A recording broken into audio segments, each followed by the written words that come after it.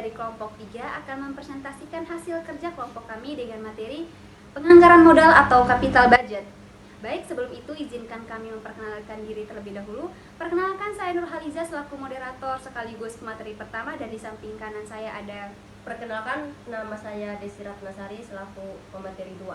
Saya Nuraini Sadir selaku pemateri ketiga. Baik, langsung saja kita mulai presentasinya. Saya selaku materi pertama akan membahas tentang pengertian penganggaran modal atau capital budget. Penganggaran modal atau capital budget adalah suatu konsep investasi. Dikatakan sebagai suatu konsep investasi sebab penganggaran modal melibatkan suatu pengikatan atau penanaman dana di masa sekarang dengan harapan memperoleh keuntungan yang dikehendaki di masa mendatang. Investasi membutuhkan dana yang relatif besar dan keterikatan dana tersebut dalam jangka waktu yang relatif panjang serta mengandung risiko. Baik, saya pemateri kedua akan membahas tentang penganggaran modal. Penganggaran modal beroperasi dengan tujuan akhir memaksimalkan keuntungan. Ada beberapa tujuan penganggaran modal, yaitu sebagai berikut. 1.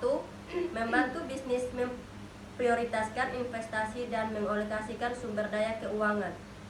2. Mengurangi risiko berinvestasi pada proyek yang tidak menguntungkan dan memaksimalkan keuntungan. 3. Memberikan kerangka kerja untuk mengevaluasi peluang investasi dan menilai potensi risiko dan manfaatnya. 4. Penganggaran modal memungkinkan perusahaan untuk merencanakan dan menganggarkan investasi di masa depan, memastikan mereka memiliki sumber daya keuangan yang diperlukan untuk mencapainya. Selanjutnya, pentingnya penganggaran modal.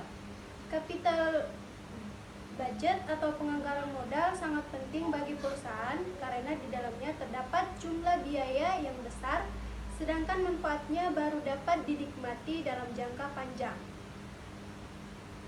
Capital budget mempunyai arti yang sangat penting bagi perusahaan karena yang pertama, dana yang dikeluarkan untuk penganggaran modal akan terkait untuk jangka waktu yang panjang, sehingga ini berpengaruh bagi penyediaan dana untuk keperluan lain. Yang kedua, investasi dalam aktiva tetap menyangkut harapan terhadap hasil penjualan di waktunya yang akan datang. Yang ketiga, pengeluaran dana untuk keperluan tersebut biasanya meliputi jumlah yang besar. Dan yang terakhir, kesalahan dalam pengambilan keputusan mengenai pengeluaran modal tersebut akan mempunyai akibat. Di sini kami mempunyai kesimpulan dari penganggaran modal. Kesimpulannya yaitu penganggaran modal adalah suatu konsep investasi.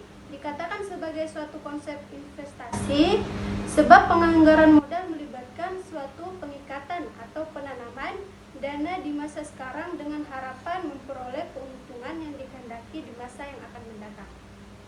Baik, sekian presentasi dari kelompok kami. Jika ada kekurangan dalam penyampaian materi kami mohon maaf. Wabillahi taufiq wal hidayah. Wassalamualaikum warahmatullahi wabarakatuh. Bye.